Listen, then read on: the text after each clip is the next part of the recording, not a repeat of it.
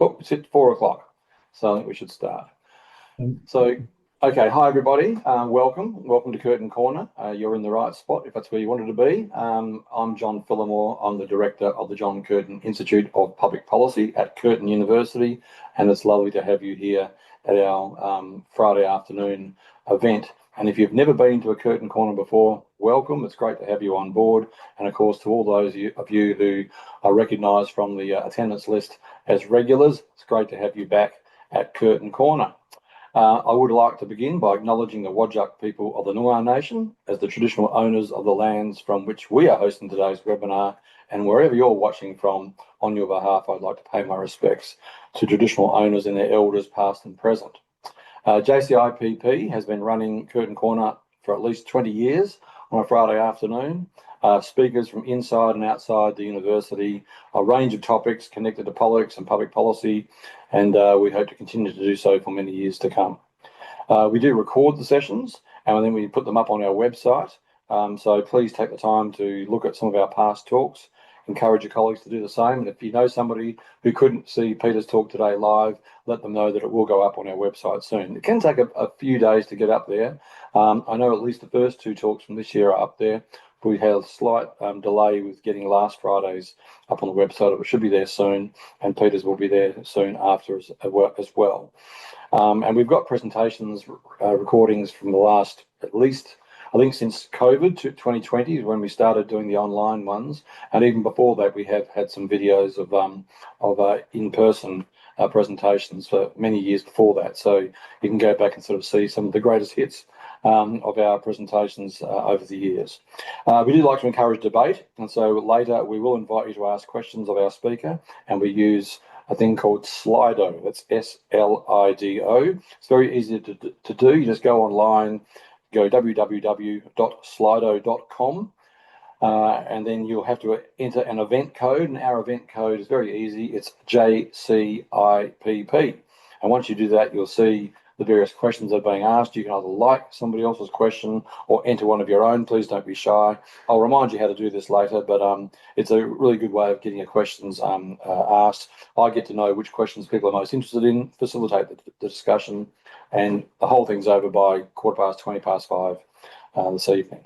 So I'd now like to introduce today's presenter, Peter Newman, John Curtin Distinguished Professor Peter Newman. He's the Professor of Sustainability at Curtin University.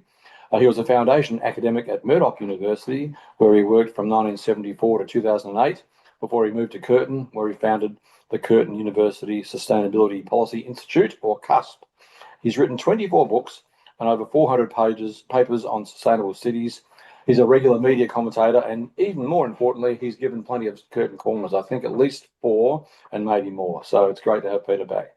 He's worked in or with 3 levels of government in Australia, including as a member of the Board of Infrastructure Australia, as the New South Wales Sustainability Commissioner, as well as developing the Western Australian Government's sustainability strategy in 2003. And long before that, he was a Fremantle City Councillor. His most recent book, Net Zero Cities with Sustainability, A Practitioner's Approach, was published by Edward Elgar last year. He was also coordinating lead author for the UN's IPCC on transport, and a lead author of their Cities chapter.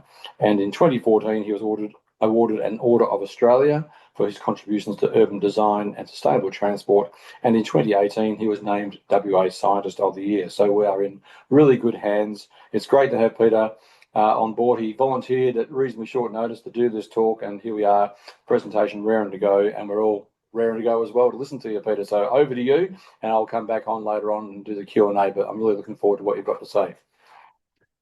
Thanks very much, John. And I do really appreciate the chance to be on Curtin Corner. I think I've done 3 in this kind of area to do with net zero and the transition. And I remember just after we published the last IPCC report that I was involved in, my general approach was to say we could win this if we did everything right.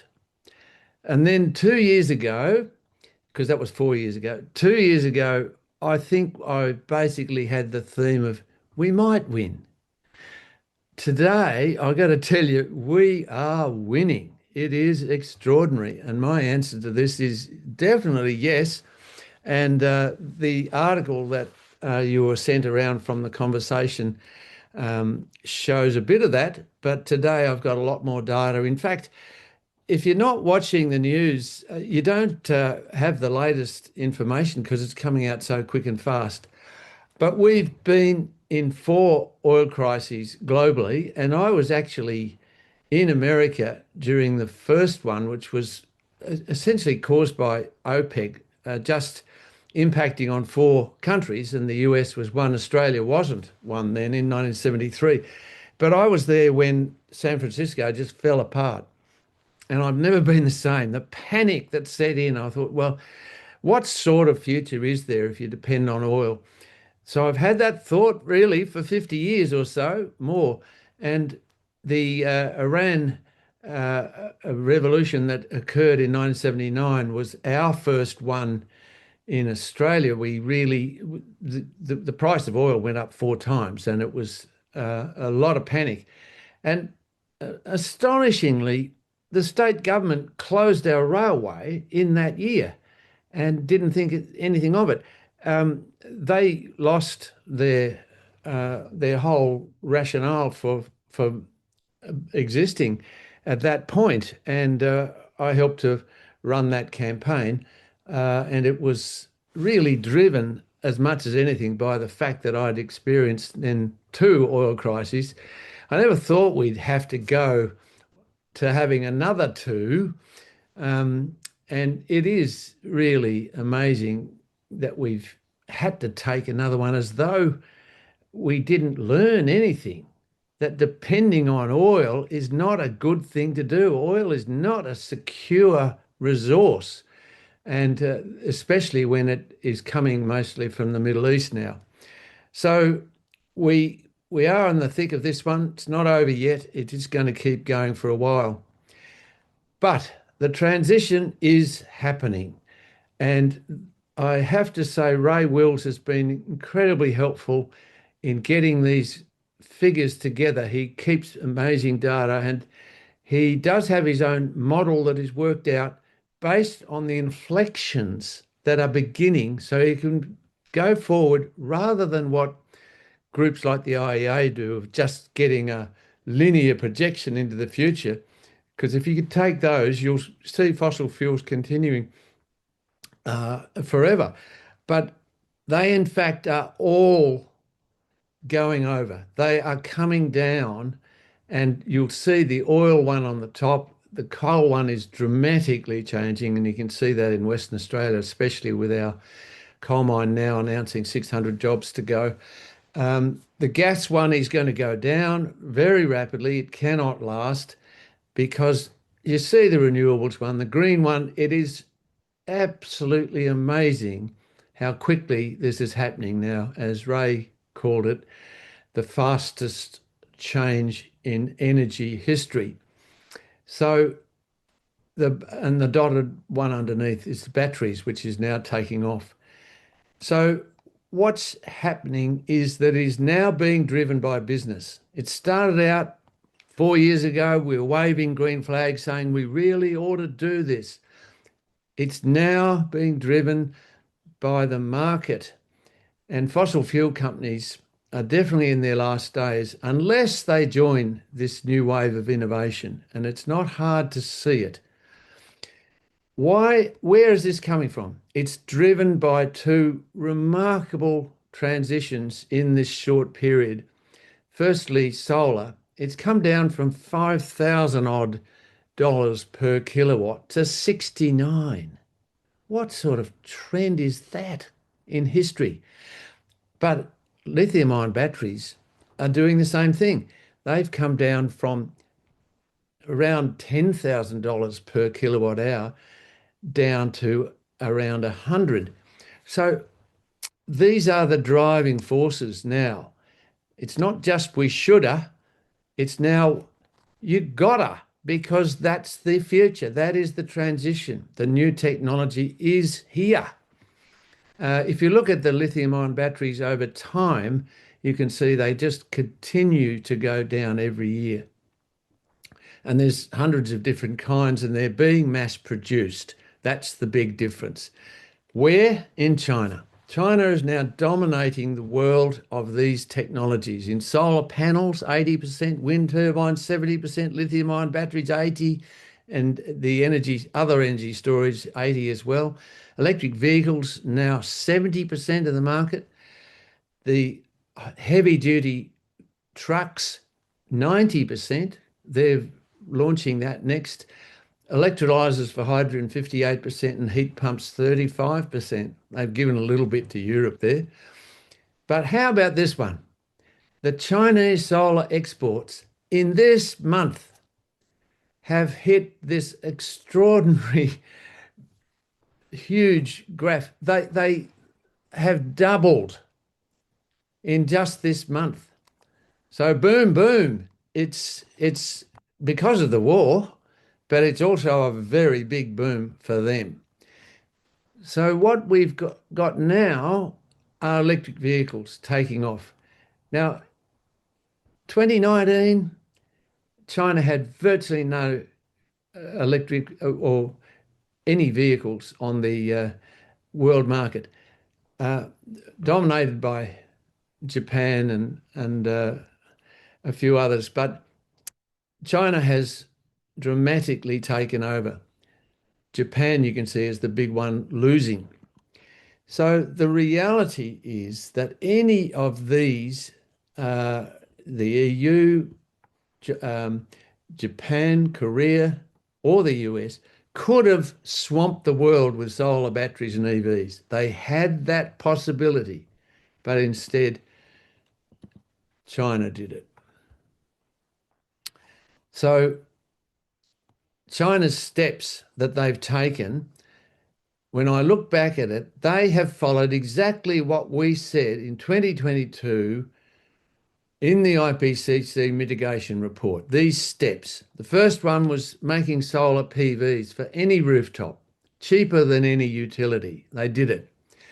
Then lithium-ion batteries for every scale of storage. They've now done that. Electric vehicles for every household income. Well, I was even able to afford one of these, and they are definitely flooding the market now. Now, the next one is, because those first three are 80% of the greenhouse gas are dealt with by that, but there's now a whole series of others that we thought were going to be very hard in IPCC. I was the chair of the transport chapter. Freight trucks, we couldn't quite see it, but we knew hydrogen would be very hard to do, but we knew the electric ones would be very expensive. Well, they're now there. China has got 50% of their new trucks are electric, and big ones. So making them for every task, short and long. They're doing battery swapping for the long ones. And it's needed to be cheaper than diesel. It is.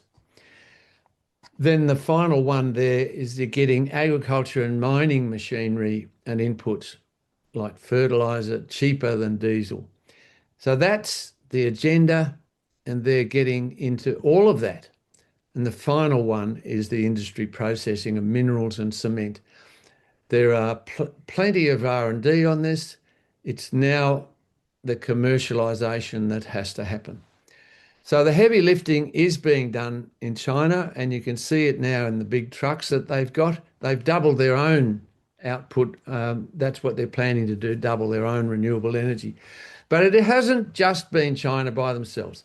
This is a great picture in my view, because it's showing a friend, Martin Green, who at the University of New South Wales came up with the technology that doubled the efficiency of the PV systems that were around. And that immediately allowed them to begin commercializing it. And there was a big plant built in Sydney to try and do this mass production, and they didn't last.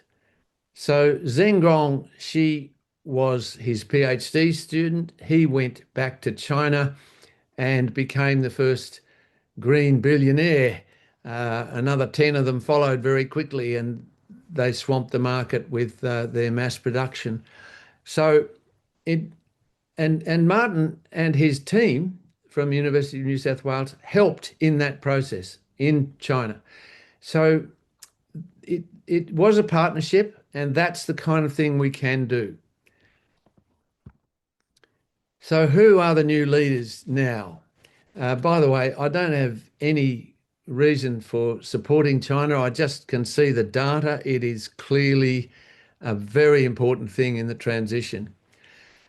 The reality is that change is now happening across the world. Everyone is cutting fossil fuels and going for renewables. This is the latest list that came out from Carbon Brief, showing how quickly it's going. In the UK, which was, of course, the first fossil fuel economy, they went from 59% fossil fuels down to 23% in this 13-year period. And Denmark went even further, but some of the big ones up the top there, like Brazil and China and India, they're a little less, but they're on the way. And places like Italy and so on down the end here had a lot bigger fossil fuel use, but they're all heading down this way. But the one that wasn't on that list is this great story of Pakistan. Maybe you haven't heard about this, but if you want to get cheered up, just see this. They had virtually no solar happening until the last 2 years, well, 24, 25, when they put in 32 gigawatts. Now, the whole of Australia has 7 gigawatts of solar, and they put it in a year, and China there. So the calculation's been done that 20 shiploads of LNG were able to be cancelled due to the growth in solar.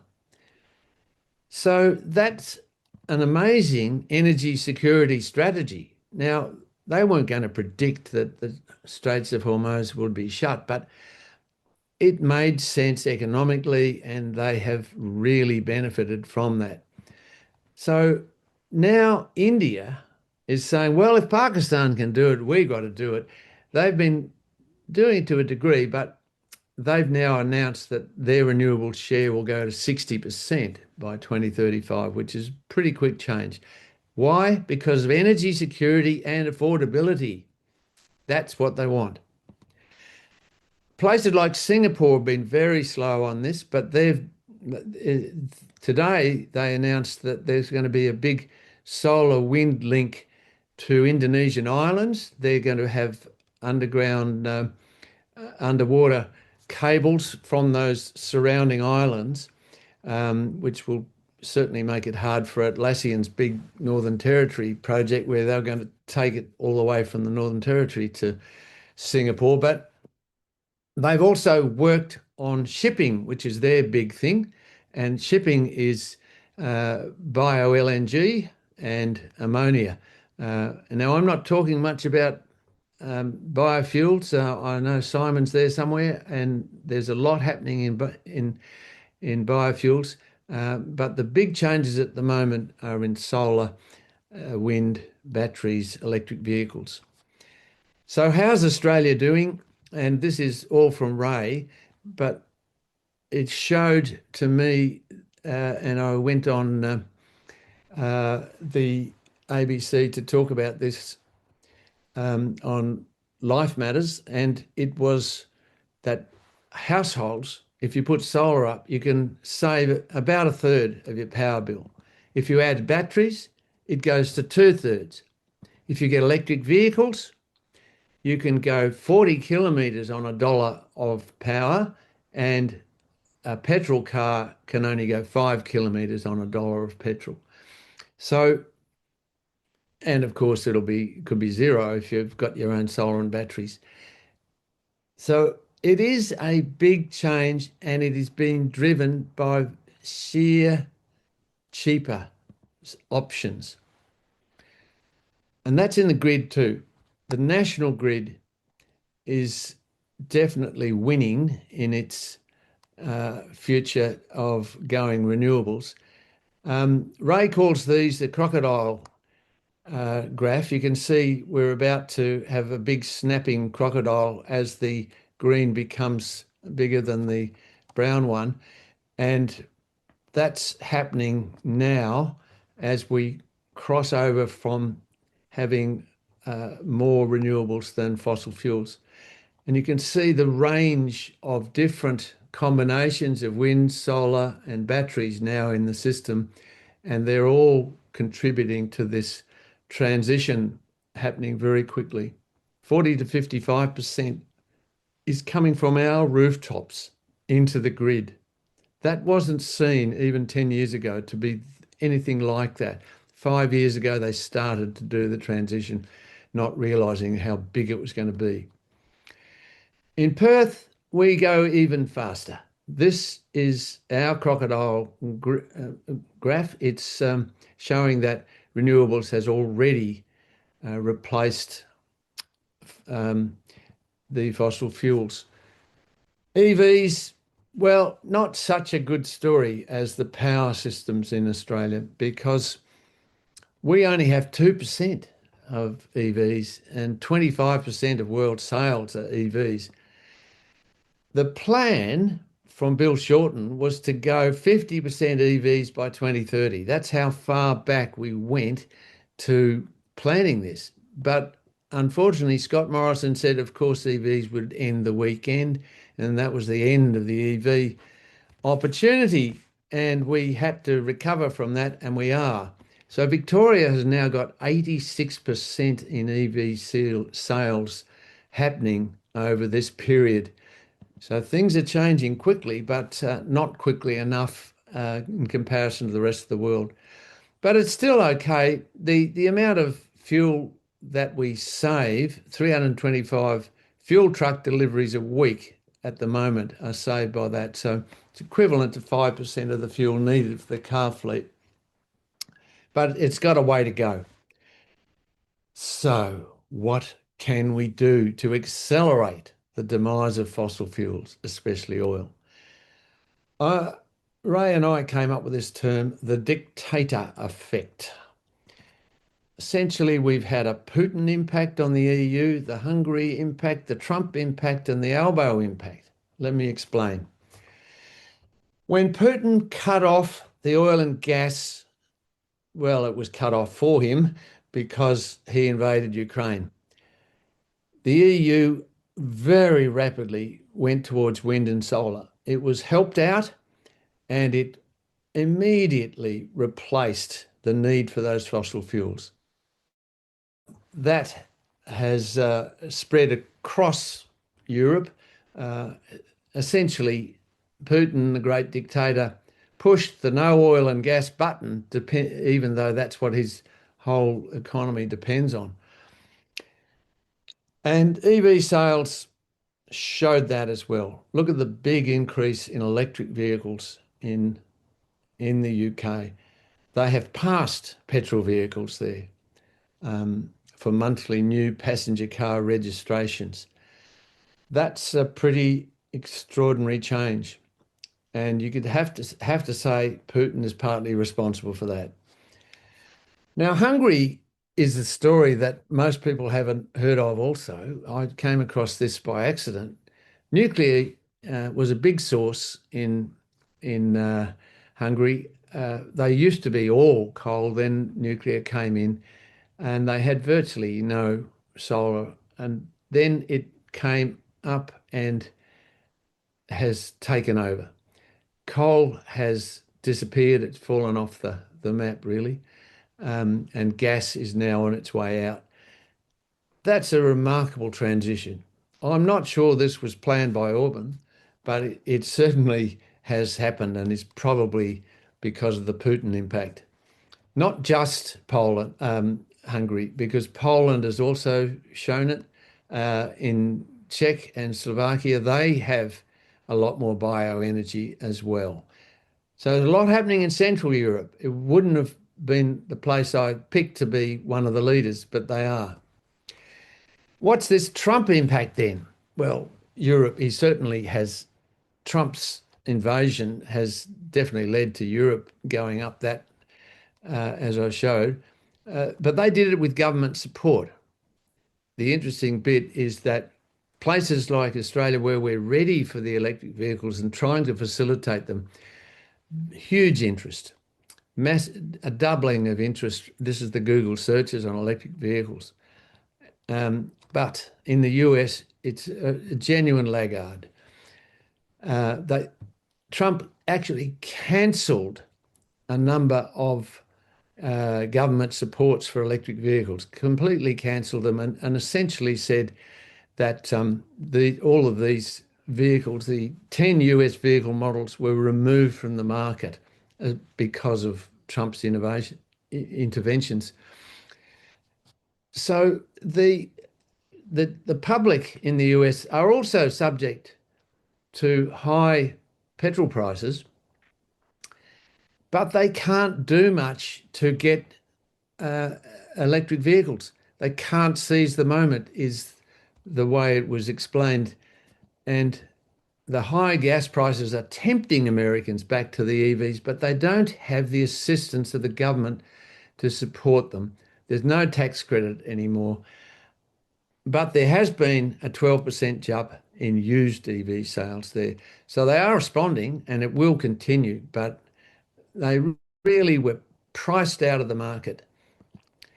Now, you can't cancel things for long. The previous JCIPP Curtin Corner I talked about what was going on in the US and that Trump wasn't going to win. Well, he has won to a certain degree on this one, but like Ronald Reagan, who banned sustainable development, you can't do it for long, and he disappeared, and Gore and Clinton took over, and that was when I launched this book in the White House, and it was the first book that I could see that came out using the word sustainability. And a lot of people didn't think I should use it, but it was clearly going to have a future and has continued to do. So the civil society is the important thing to look at and what will happen in the US, and I believe they will come back with a very strong future. Now, our World in Data that Hannah Ritchie produces, she's written this book behind me here on Not the End of the World. She did a PhD in environmental science and had a mental breakdown at the end of it because she was in such despair, and came around to thinking, how can she help generate hope? Her book and The World in Data is very powerful. Lots of case studies, very hopeful. And she doesn't mind using words like, though horrific and disgusting imbeciles control the executive branch, people across America are still innovating, exploring, protecting, and fighting for a better world. And we need them. So examples like this, Lonnie Johnson's producing a solid state lithium-ion battery, and it got big investment, top 20 fastest growing company awards. So, well, I think they're going to come out of it, but and we've got a Perth battery at solid state as well. And there is this sort of ad that you can see happening. US renewables generate more power than natural gas. But if you read the New York Times, they can see it. Solar alone met 75% for all new electricity demand. They're saying this is happening in the world. And more electricity was generated by new solar than could be produced by all the gas that passed through the Straits of Hormuz. Plenty of support for these ideas. Now I'm near the end, and the Albo impact. He had a chance to give a really important speech to the nation once this happened in the Middle East. What are we going to do? So this was the speech. The next 3 months will be difficult. Thank you. It's much worse than the 1970s oil shocks. Well, yes. It's hard to be positive, but there are positive aspects that can come out of this global crisis. Go on. He didn't. He just announced at $2.7 billion to reduce the price of petrol and diesel by taking away the fuel excise for 3 months. So essentially, $1 billion a month are going to car and truck drivers to facilitate their driving and making it easier. Now, I dare say there's a heck of a lot of politics in that, but it doesn't make much sense in terms of where the economy is going. That is the problem. So I know Albo pretty well. I worked with him in Infrastructure Australia when he was our minister. He was a very good minister and he had a very strong sense of the long term. So he rang me up and said, here's my plan for the future. No, he didn't. This is my plan of what Albo should be saying and doing. We're going to end oil dependence. And Ray and I wrote it up in the conversation. This is what we said. Simple enough. Free public transport to start with until the fuel reduces. Accelerate electrification of heavy trucks and diesel trains. That's easy to do. It's happening now in China, and the commercial opportunities are going to be there. They need help. Fast track the new infrastructure for recharge for that purpose. It's very hard out in the region still. In China, they've got really good battery recharge, but they've also got the battery swapping. That's all needed for the agenda.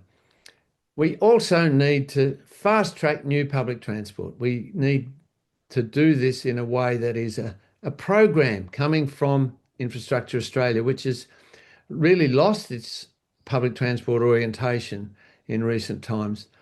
And the trackless trams is there. We've got 15 local governments in Perth on side on this, and right across Australia we've done the work. And the strategy for net zero agriculture, which could enable all those tractors and headers to not panic, but be able to run off sunshine, which they usually have quite a bit of out in those areas. And it's all possible on $1 billion a month. That's all we need. Just take that. You've already taken it and given it to the car and truck drivers for their fuel. Let's now put it into taking it off so we don't need that. That's the future. Now, Fortescue's already done it. They came out with this plan to go for real zero on their mine site, and it was going to open on 2035. Well, the last few weeks they've announced we can do it sooner. It's cheaper, easier than we thought. So they are going and doing it. And today I see they are announcing that they will have a new project in the Pilbara as well. So they're going to electrify and do diesel elimination on their site. And the one that came out today is a new standalone diesel-free power for digital mining across the Pilbara. Now, digital mining is setting up a green data centre that will, because most of the mining companies are very digital oriented, and how to service that. So they're going to provide that opportunity. Well, he can see this market emerging very rapidly in all kinds of ways. Again, I don't even know anyone in Fortescue. So it is an opportunity for a West Australian company to lead the way here. And the other big projects that were announced recently, the Fremantle corridor is now going to be a state government project. And I know the people in it are looking very carefully at the net zero process for all the industries, for the marine transport there. They will need help, but it is an opportunity to prepare for the long-term future of the state's biggest project and to enable that to be a world leader. 20,000 new homes on North Fremantle there would also be an ideal site for these kind of things. So the conclusion, This is what we said in our paper. With the same fiscal firepower that Canberra found to support the oil industry almost overnight, we could start to end our oil dependence, and it would create a secure and thriving economy. So that's my book. If you want to see this story, which when I wrote it, I did not predict how rapidly this change would happen. The dictators did a lot to make that happen. And I have a Life Matters story there that you can see. So over to you, John. That's brilliant, Peter. Thanks very much. Just do down the bottom there, do end share. Not there, down the bottom. That's it, perfect. And now we're on the screen together. Excellent. Thanks very much. That's terrific as usual. We've already got a few questions, but people would like to ask the question of Peter. I'll do my best to get to it because there's a lot of them, but please don't be discouraged. Send in your questions, and just reminding you to go to Slido, S-L-I-D-O, so www.slido.com, and our event code is JCIPP, and then you can either vote for somebody else's question or you can ask a question of your own. So let's get stuck into it because there's plenty to come. I've got a question here which actually then links up to the next question, which Dora Marinova, who of course we all know, has asked. Dora, Professor of Sustainability, also at CUSP. So my question was, is there any basis to the WA claim that our LNG is helping Asia to transition from coal? And Dora says, and how do you see the situation in WA, particularly with Woodside's Browse gas project? So the sort of two go together, really. I mean, the WA government says, look, we're helping the world. We don't really care about Australia's net zero sort of ambitions that much. It doesn't say it quite that boldly, but effectively that's what it's doing, because we're helping the world out by exporting our gas. So are we helping out Asia are we helping them transition, or is this a smokescreen? Yeah, you just froze on me there Oh, for a okay, moment. sorry. So basically the LNG, But WA I exporting got LNG. What's the story there? it. Yeah, and Dora, thanks, and hi to the students. You've got 20 students in the room, I hear. Thank you for tuning in. Look, I knew I'd get this kind of question about the gas story.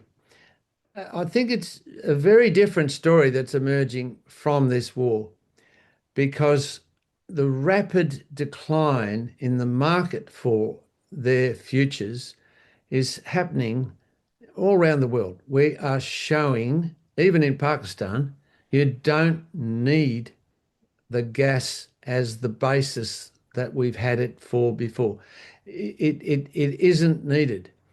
And that gas market is going to decline very rapidly because the other technologies, having the power systems that are depending on local solar and wind rather than imports, which come up and down, they're very insecure.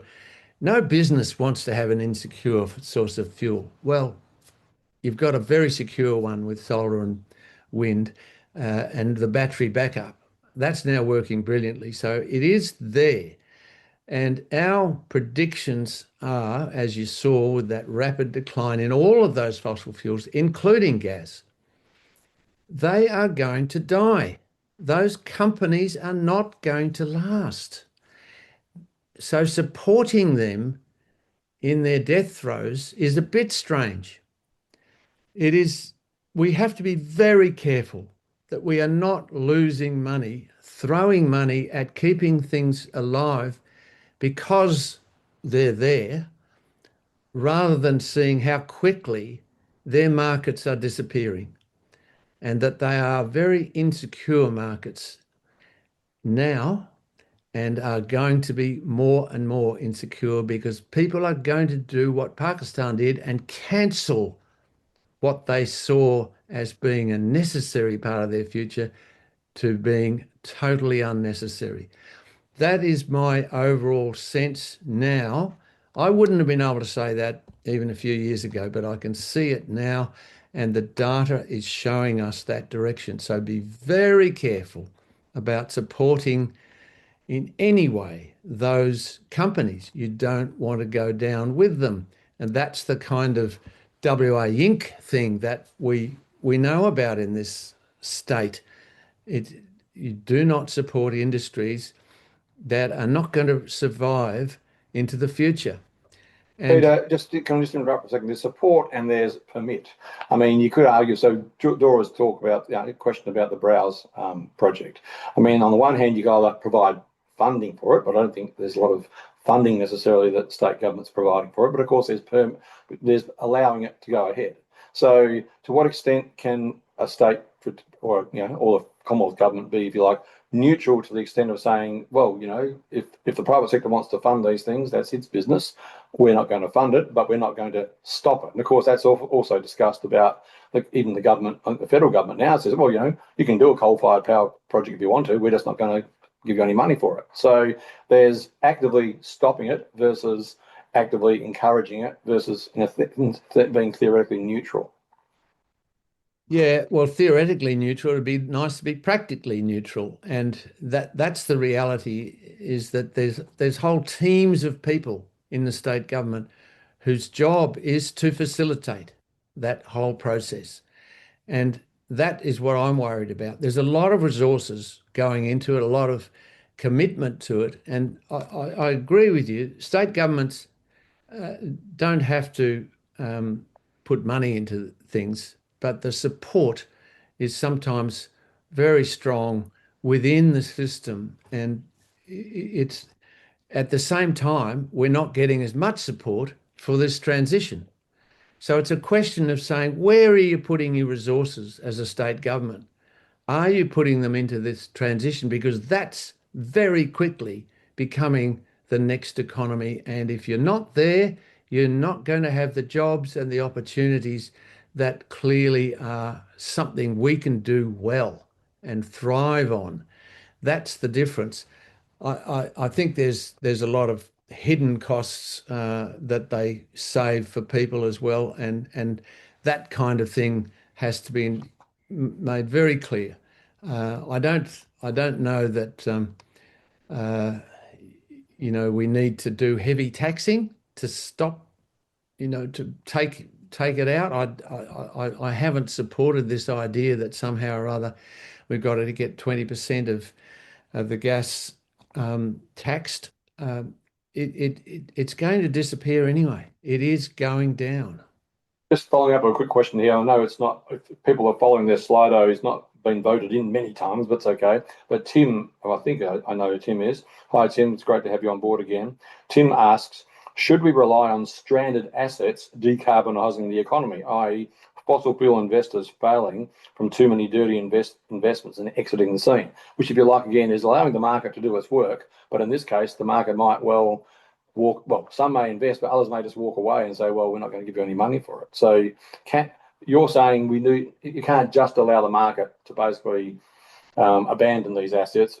Government also, in some respects, has to at least go slow on them. Yeah, I think the facilitation of the transition should be the main focus, and this is what's happened from the Gulf War, that it's very clear that around the world people are choosing these other technologies and finding they work well. Now, we've been finding they work well here, but have not had the same commitment to seeing that this is the real thing that is going to rapidly take over, not just being a little side deal. The utilities have come through this. They have seen, the younger ones are particularly so. The older people in the utilities are always harder to shift because they know how to produce power and it needs a lot of coal and a lot of gas. Well, it doesn't. And this change is now pretty secure. They can see how to do it. So we do know that one, but there's a lot to do with oil that we have yet not worked out, and the industry, agriculture changes and so on that we need to do as well. There's much more in the transition, but we've got to facilitate that, not facilitate the others. Sure, which actually leads into the next question, which I actually did ask. So as you were talking, which was that the electricity story, because you showed those graphs, and I said the electricity story in Australia is looking promising, and of course elsewhere, but it's not the only sector that uses fossil fuels, and you read that at the moment a lot.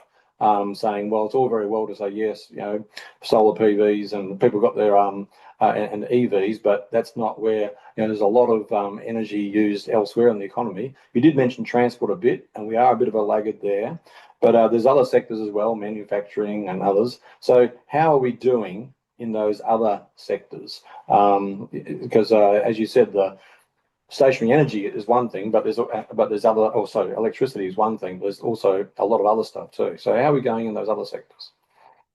Yeah, well, all of them are changing. Um, the heavy industries are the ones that are going to be the slowest, but they all can electrify and begin that process. And there was a time there when some of the people, some ex-PhDs of mine, were working in mining companies, showing them how they could take that first step.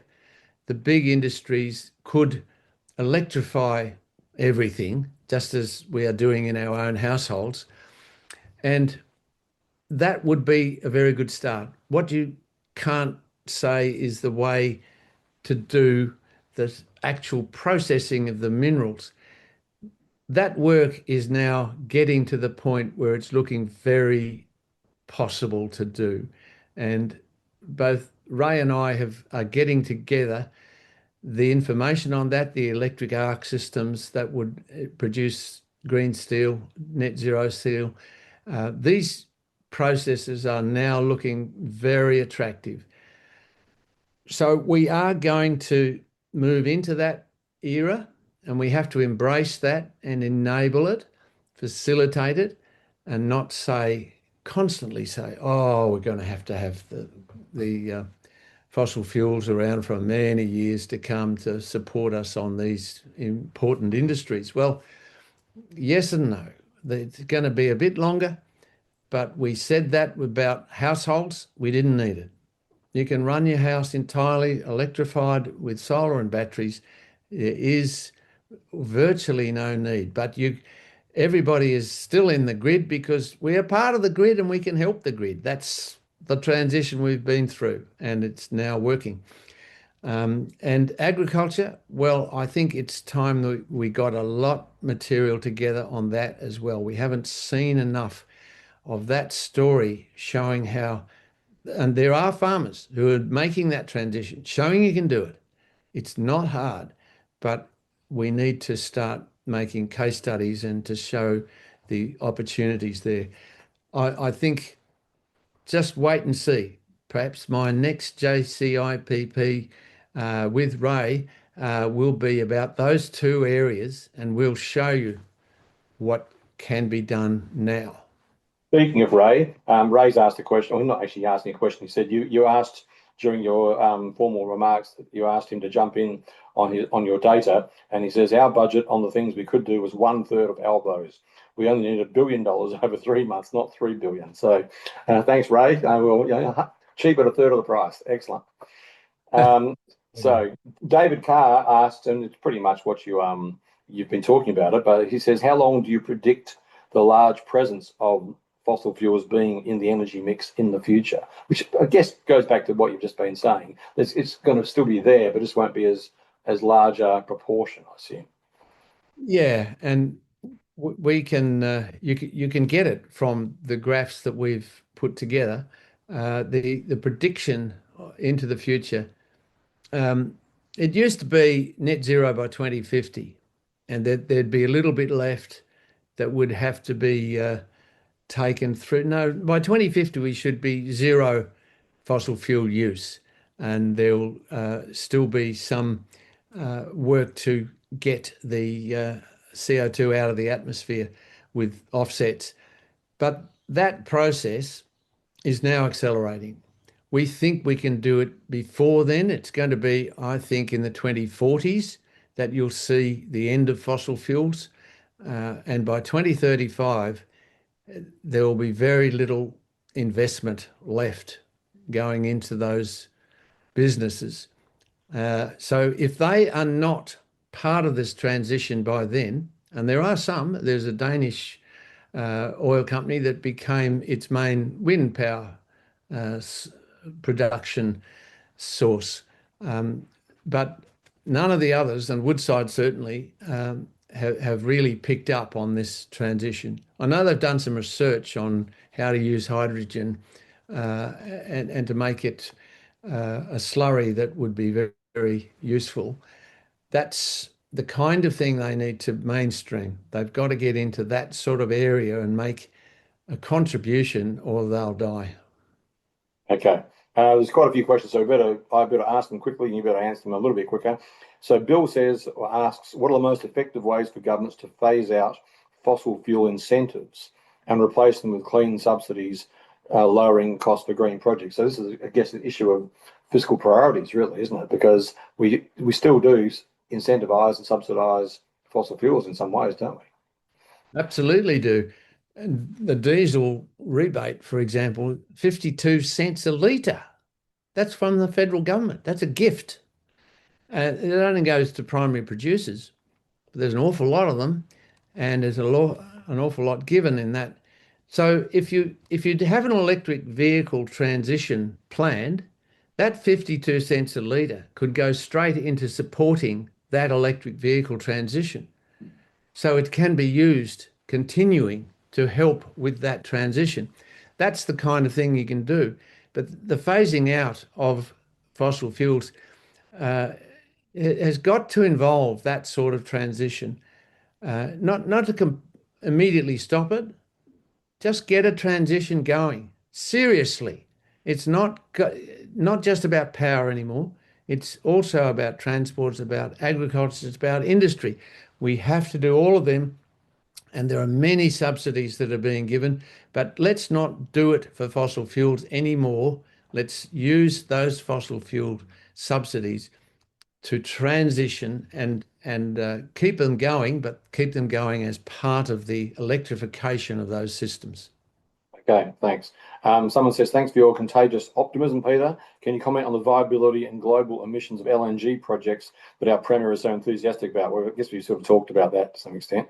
So I might move on to the next one, but obviously important for WA, but we did talk about it before. Someone says, yes, reducing reliance on fuel and oil for transport and electricity generation is great. How do we replace petrochemical derivatives needed to produce other goods? Okay, everyone's on the same wavelength, so you've sort of talked about that as well. You didn't mention aviation at all. I mean, that's a big one that people don't talk about. Well, they talk about as being a real hard nut to crack. Is that one of the toughest ones, we think? Yeah, I didn't, because most of the internal small systems of aviation can be electrified. They're increasingly to state-based aviation being electric with batteries. They're getting smaller and lighter, the batteries. So that opportunity is coming, and the batteries are going to get cleverer and cleverer. But I can't imagine how long distance aviation can be other than with a biofuel. And the biofuels are being increasingly used in other parts of the world, like in Brazil. And certainly Simon's a key person to saying that that is going to be available. And most places can produce biofuels. It's a question of how much. And maybe that's another thing that we've got to look at in much more detail. It was something we saw in our transport chapter as being the last thing that was the transition. That's why I left it off. It is an important part. It's not obvious yet. There's a lot of research going on, but nobody's really quite got it down to commercial level. It will take a China to do it, to make it mass produced in a way that would enable it. I don't think they quite know how to do it either. But yeah, the others, that transition is pretty much there now. And in 2022, I couldn't see it yet. Even for big trucks, we couldn't see, but it was going that way. But that's definitely happened. So all the land-based transport is now easy. Shipping and aviation are coming up as being the important ones. Sure. Okay. A quick question from Laszlo, who I think is one of Dora's students. We just mentioned Dora's got her students there. So I'll just give a shout out to Dora Marinova, as I said, our professor at CUSP, and her students. So hi to you guys. Laszlo asks, because you mentioned Hungary, how can Hungary balance energy transition with the environmental impacts of rapid battery manufacturing and its so the environmental impacts of batteries, because you could argue that's Orban's legacy as well. I know there's different ways in which you also produce lithium, but so there's the battery manufacturing aspects, which of course has some environmental impacts, and also just lithium itself. So I know there's like cleaner and less clean lithium. So maybe you can talk about that a little bit. Well, maybe you've been looking at too much social media, Laszlo. It's mostly nonsense about the pollution that's coming from the production of lithium-ion batteries. That recent Channel 7, was it, or Channel 9 show? Oh yeah, about Liam Bartlett one. Yeah.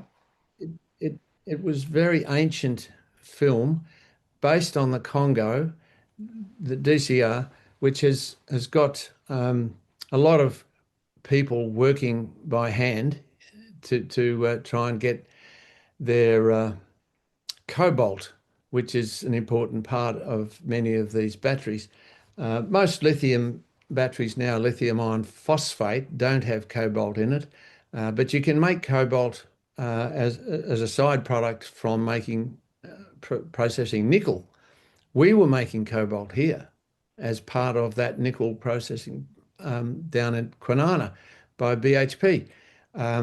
Nobody said that was polluting the world. And I think there's an awful lot of fossil fuel fed nonsense going on about the lithium ion battery and its problems. Now, if you go on social media, you can see lithium blowing up in all kinds of ways and people saying, well, don't touch lithium ion batteries, they're explosive. It isn't right. They are nasty if you set fire to them, particularly the ones that have got the fluoric acid in it. But the process of putting safe batteries together is highly regulated now. There has been not a single fire in an EV car in Australian history yet. There hasn't been one. But the word has got out that there's fires all the time and they're caused by lithium ion batteries, and people say, oh, well, they're happening in garages and therefore it's a car. It's not. They're usually these e-bikes that are coming from overseas without regulation. They have very faulty battery systems in it, and that has to be regulated. That's a role for government to do immediately. They could get out and get serious about the future if they just simply took on the e-bike business and regulated it properly. Everybody knows that. Why aren't we doing it? It is unsafe to have those the way they are, the way people are getting killed on the roads with it, but they're also unsafe in your house or your garage. And that's clearly something we have to deal with.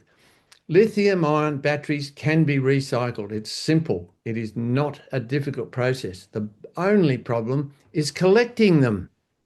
That's a government job. That's what local governments do. They collect rubbish, right? Let's get serious about lithium-ion batteries and get them collected. But let's not have all of those batteries reduced to rubble because they've had some faulty ones in there, which is what happened out at Kelmscott the other day with that fire.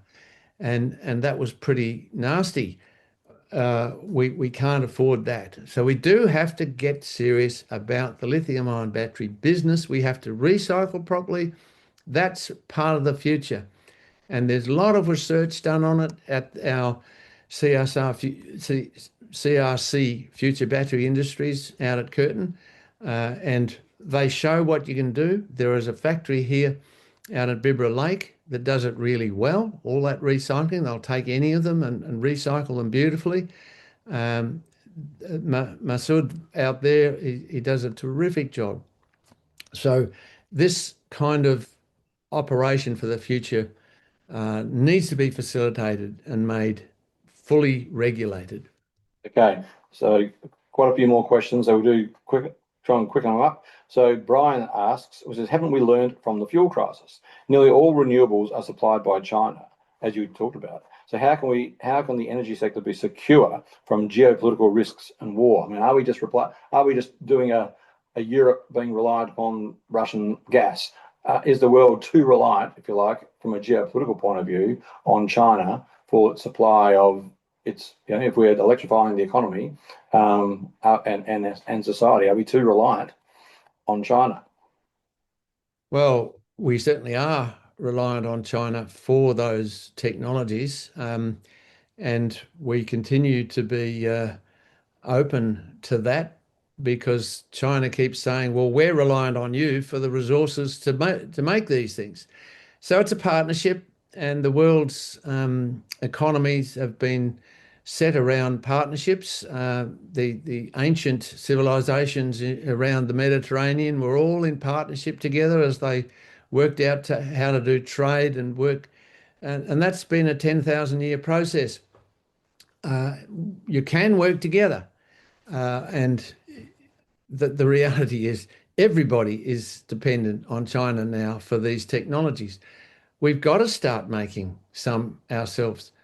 But, it's a very big task to say we're going to do them all ourselves from here on, because our market's not big enough to mass produce. And China's is. They were able to mass produce for their own population and then go the next step up and export.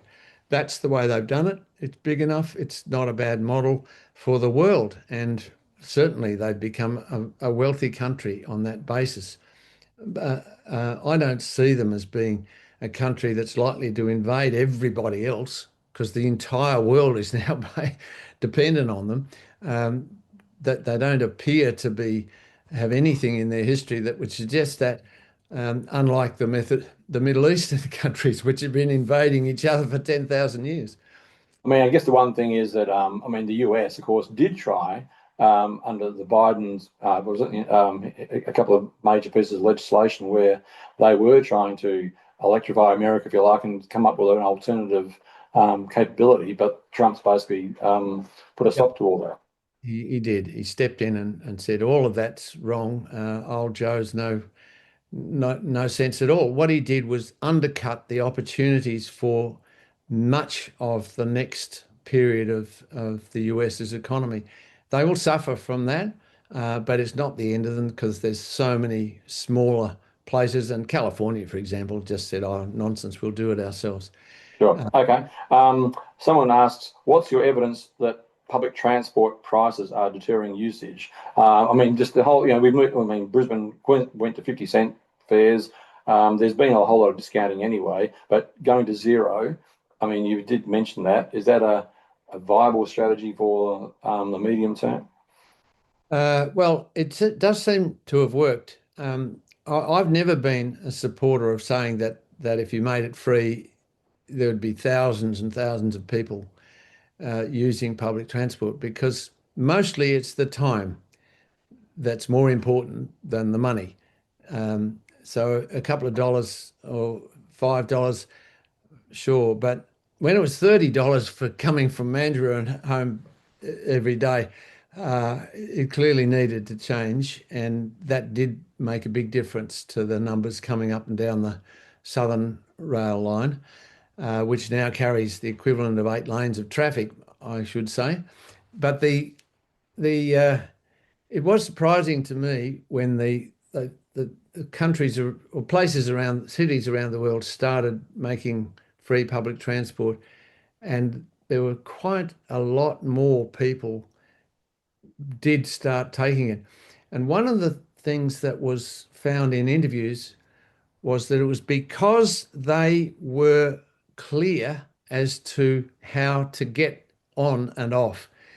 If you don't have the right card and the right money and you don't quite know where it's going. But if you can just jump on and off, it's a lot easier. And that enables people to learn how to use public transport. And so many more people have started using it. I think it's not enough. You've got to get better systems together that go across our corridors. You've got to get more people living near it. You've got to have lots of other things that happen. They've got to be much more smarter systems with good IT, information systems. Okay, another question, which again you sort of touched on about the infrastructure that's required. What's needed to expand the electric highway across Australia and into the regions? And will private companies get involved with or without government support? So, the charging networks, etc. Yeah, look, I think the first thing they could do is to say, pass a regulation that all service stations into the future must have electric charging available. Now, that's a hard thing to ask, but why not? If you're not going to tax them right now, so let's let's at least ask them to start the transition and be part of that. And there's virtually no service stations I know. There's one or two that I've heard of. Ampol, I think, do it. That they have a electric charging. Why not make that? So when the big service stations that are set up across the Nullarbor and going north and so on are places that trucks stop, they'll see they can switch to an electric vehicle and immediately get help there. But there will be more needed, a lot more needed, and that will have to be done by getting serious about it. Look, I know the people in the state government in electric vehicle infrastructure, they're very depressed because there's just not enough happening to support it. They keep coming up with ideas on what could be done to make it work better. There are many of them have closed down. The RAC pulled out, and that was a big blow. Now we've got to do it seriously and get going on it because it's going to get more and more. Okay. Someone talks, Stephen Hodge. Hi, Stephen. 50% of all trips in Australia, for all purposes, are 5 kilometres or less. So how much impact would shifting mode to active transport, e.g. walking and biking, reduce fuel use? Yeah, that's always a good one during the oil crises times, and people do take it up because you've got a chance to save a little bit, and if you can walk and cycle instead, you'll do it. But if you live 20 kilometres away from where you work, you're not going to do it. There are a few cyclists who'll do it, but not many. It is a small thing that can help and should be encouraged as much as possible. But it's not going to solve citywide stuff in a city that's 150 kilometres long now. Sure. Someone just says, why did Albo not support a 25% tax on gas? I mean, you mentioned you didn't think it was actually so vital, the whole taxing of gas, but of course it would provide maybe extra revenue for then spending on other things. Yeah, and maybe that's the kind of discussion that you have to have with these gas companies and say, well, look, we're not going to tax you, but you've got to be able to start showing you part of the transition and helping on that and doing something. There are issues about contracting that is under threat, and that whole system is changed too quickly. I understand that, and governments don't like doing that, and certainly Albo doesn't. But I think you've got to do something to get people to see that you're serious about this transition and that the transition away from oil has to get moving now. Oil and gas are not going to last and they are not reliable. So get going on that. Ray Wills again. Hi, Ray. Peter's co-author on those two pieces in the conversation over the last week. Just supporting Peter, Australia has had 6 EVs on fire. 4 were the result of arson and 2 were in accidents with are in a fire caused by the accident. So, okay. So, Thanks, Ray. so you're on the money there, Peter. Well done. Okay. Warwick Smith, who's looking at long distance rail or shipping options as an option, an alternative to diesel trucks? So you didn't mention shipping at all. I mean, rail and you mentioned long distance rail very briefly, I think, because of course that was Albo's big dream at one stage. Is long distance rail or shipping on the cards in Australia, or is it just not economic enough? Well, high-speed rail is happening. The High-Speed Rail Authority has come up with their plan for the first one between Newcastle and Sydney. Um, I don't think they've got the right model yet, and there are a lot of people write to me about this. We do need high-speed rail, and we'll eventually get it, and there'll be an overnight train you can get between Perth and Sydney. That's the kind of thing that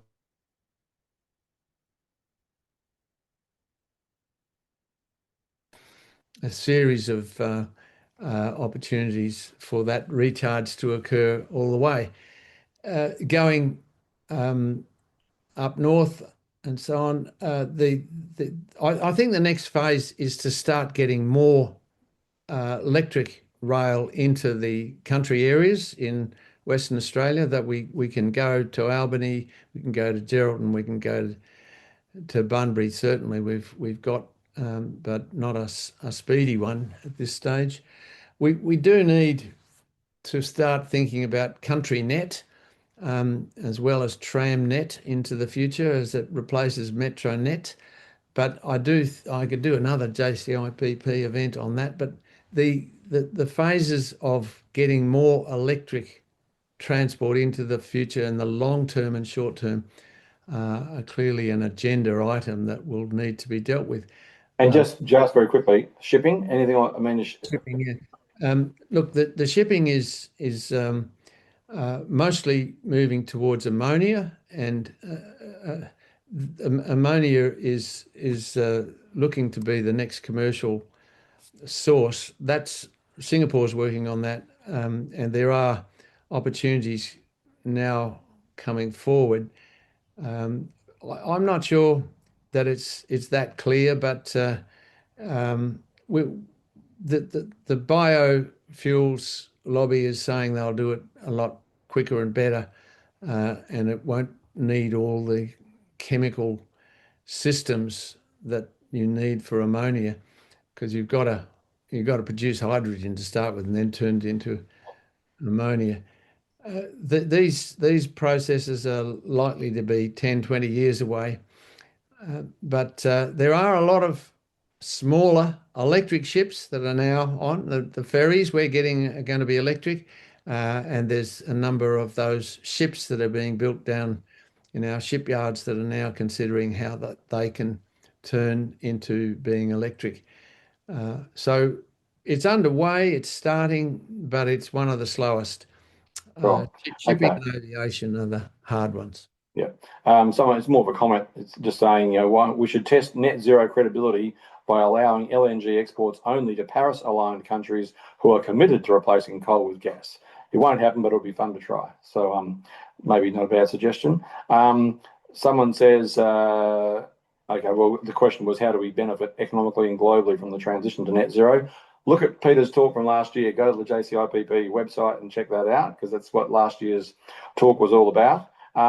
Someone wants to know, how do we get the political leadership in Australia so we can sort of move along these lines? I mean, you did mention how Albanese, he gets it, but he just hasn't quite moved from getting it to doing it. Is that right? Yeah, well, I'm not sure who's advising him. Certainly, it will depend on that, and they don't have access to the sort of stuff that Ray and I are getting, and maybe they've got to start reading us. It, the world is changing so much quicker than we predicted, and we were ready for it. If you're stuck in the way things are, and you're just reading the political scenes and making decisions on that basis, you will miss this. It is a very big opportunity, and it is something that a lot of younger people can see, because that's their future that we're dealing with. And it's not a matter of just constantly making it easier for um, people who want to drive fast and long. It is a matter of switching the whole system to being net zero. And now you can say this will save money and it will be better for the economy. We will thrive on it. But you've got to get the first steps with government. Okay, a couple more quick ones. China now has a fully battery electric shipping container, a small one, but enough for moving containers on short distances between local ports. So maybe progress is occurring there in the shipping industry. Warwick Smith again just wonders, we're so addicted to personalised transport ownership and commuting for work. How do we quickly change to something far smarter? I guess you could argue there has been a lot of change in the last few years with work from home, with Uber, people not owning their own cars. I remember you talking about this quite a long while ago. So there has actually been quite a lot of change, hasn't there, really? Oh, yeah. Gee, it's extraordinary in my lifetime, that's for sure. And look, I think it's important to welcome these changes and to not be into despair all the time saying, well, we can't change. Well, we do.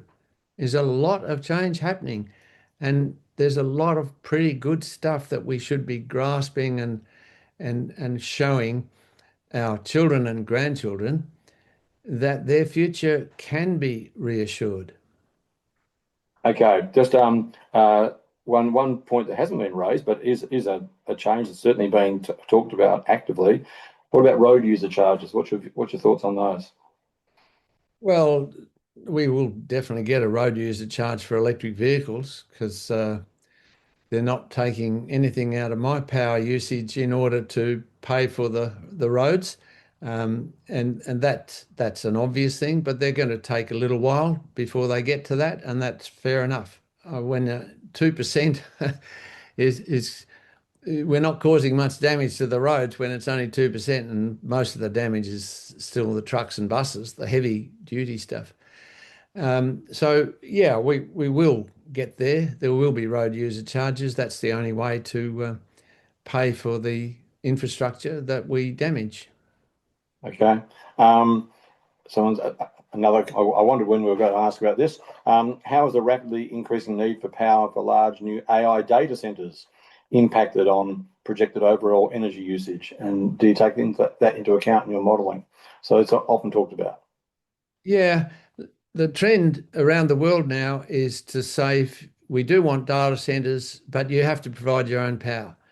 And they usually are pretty wealthy investors who could afford it. And when they look at it, they say, oh my gosh, this is a lot cheaper than I thought.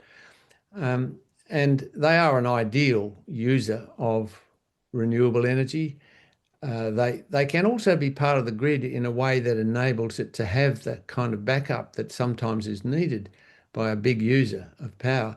But they do need to have their own power source that they have provided. That can be geothermal. In some places, that's a very good way to do it. Or it can be a solar and wind system that is feeding them. That's what they're doing up in the Pilbara. And in many ways, I quite like the idea of them being regionally set up because that's where you can have the space to do solar and wind, but also they can feed into the system from there. They do not need to be right next to where they're being used. Yeah, good point. Okay, last couple. Melanie Thomas, hi Melanie, just mentions, we've now got these free surf cats, the cat buses that take you to the beach. And she's saying the drivers there are reporting more rubbish being left on the buses than through paid public transport. This is one of the issues about free versus paid, is that if people get something for free, they might abuse it, as opposed to if they've got to pay a bit, at least they sort of respect it more. Is that part of your reasoning behind maybe not being so keen on the free public transport? Hasn't entered my mind actually. I've used public transport for most of my life, and there's always people who leave stuff behind, and you wonder why. And I pick it up and put it in the bin. Okay. We have to do it. Maybe anecdotal evidence might not be enough, Melanie. We might have to go and get someone to do some studies on this and work out what the differences were. Jen asks, whatever happened to energy companies diversifying their offerings? They all seem to be doubling down on the status quo to their eventual cost. Does that seem accurate to you? What was the first Well, just words? that energy companies energy companies. diversifying their offering. So as you mentioned, some of them are just they've all. I mean, at one stage, I remember BP. Remember, BP was beyond petroleum, and then other companies now they're all sticking to their knitting, as they'd say. Yeah, look, it's very sad to see that because, of course, we knew the guy who was the CEO of BP. He went to the same university at the same time, and Greg, and he helped in that transition to go to beyond petroleum, and they were leading the way at that point, and certainly investing in the transition. Um, when he left, someone, the board said, no, enough of this silliness. We can make money still in fossil fuels. And they've gone to the extreme right. There's just not any sense of them being able to help at all. And I think it's a great pity. It's not that hard to make the transition because they do understand energy and its the various needs that are there. Maybe this is this fourth oil crisis is the opportunity for some of them to start this transition and say, yeah, we've got to start moving this way because Okay, they've seen a sorry. dramatic loss of market for oil and gas in this period, and they're going to notice it and then say, well, okay, the demand is disappearing. Let's see what we can do. If they don't do that, they're gone. Okay. A couple of technical questions to finish off. Sunny asked, can lithium ion batteries be recycled by turning them into lithium iron phosphate batteries? Because I think he said Wikipedia says they can be recovered and reused in the production of new batteries. So is that your understanding? Is that what you were saying about the recycling of lithium ion batteries? Yeah, all the lithium ion batteries can be recycled. Lithium ion phosphate is probably the most common one at the moment now because it didn't have some of the rarer elements in it, and it is easier to make safely. Um, and most of the cars have lithium iron phosphate. Um, and yeah, it's just a matter of beginning to regulate that and collect it and manage that. And it does need help. Local governments, state governments need to get on board on this one. Okay. And Warwick says or asks, in regional WA, are sand batteries likely to be viable soon? I've no idea. I mean, we've got plenty of sand. Are sand batteries, I think. Mm. Yeah, it's been talked about it. Nothing's commercial yet. There's the odd one that's being tested, but I don't see anything that's going to come anywhere near what that amazing graph, the lithium ion battery cost coming down by 100-fold. It's pretty hard to compete with that. Right. And someone also mentions, I mean, you talked about how the oil companies and other people in their questions have said the same thing that they risk being stranded assets. But the oil supply was reduced by 20%, but the price went up probably a lot more than 20%, which was pretty good for the fossil fuel companies. They're all meant to be making a whole lot of money, which is one of the reasons why there's discussion at the moment about having, let's tax the gas better because they're getting pure economic rent as a result. So, I mean, your confidence that these companies are on the way out. I mean, you can see why their shareholders and others are thinking, oh, they're rubbing their hands with glee at the moment, aren't they? Yes, and that is possibly the main reason why the potential for getting a tax on some of that to help would be a good thing. I think it'd be better to see how they could actually put that aside in some regulated way to help in the transition because there's a lot of work needs to be done that they should be part of. I'd prefer to see a more hopeful thing rather than just beating them up and saying we need that money to help support the NDIS or something. It's not. We've got to help the transition, and if we can take some of that money uh, rather than processing it through Canberra, having it done by the places that need it out in those Pilbara, Kimberley, northern areas that where these things are happening. It's still important for them to be around, but if they don't do that sort of work, they're going to die anyway. So why not get these big companies that are part of ours, and we love them apparently, that they should be helping in this transition, and that should be part of what we do. Okay, well, let's hope they're listening. And if they're not, hope, I'm sure you and others will be talking up and speaking up loudly so that they'll be made to listen. So, Peter, once again, fantastic. We didn't go on too long. We did pretty well, 25 past 5. So you've put on a sterling effort. Thank you very much. Thank you, everybody who's been watching. Thank you for your questions. As I said, make sure if you do have colleagues who couldn't watch today live, let them know. We'll be up on our website soon, and hopefully they can watch it down the track. And who knows, just hang on for another year and we'll get Peter on again to tell us how things are going. So, Peter, it's great to talk to you and see you again, and hopefully everyone have a good weekend. We will have another talk in about, not next week because it's a short week, but in 2 weeks' time, another a JCIPP adjunct professor, Rob Guthrie, who Peter would know, of course, is giving a presentation. Rob used to be a Victims of Crime commissioner involved in giving compensation, and he'll be talking about that system and what's going on with victims of crime compensation claims across Australia. So it's an important subject. That's in 2 weeks' time from now, on the 8th of May, another webinar. But in the meantime, enjoy your Anzac Day long weekend, and we shall see you again at another Curtin Corner. And thanks again, Peter, for your presentation. Good night, everyone.